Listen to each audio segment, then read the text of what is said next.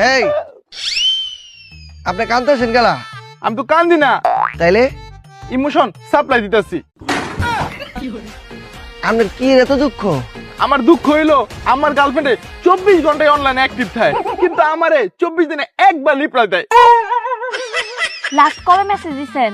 গতকাল হাই লেখা পাঠাইছিলাম, আজকে রিপ্লাই আসছে সিন। আপনারা কারা?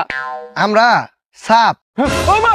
এই এই ভয় পেয়েন না, আপনার কোনো ক্ষতি করুম না। আমরা মানব জাতিরে সেবা করবার আইছি, উপকার করবার আইছি।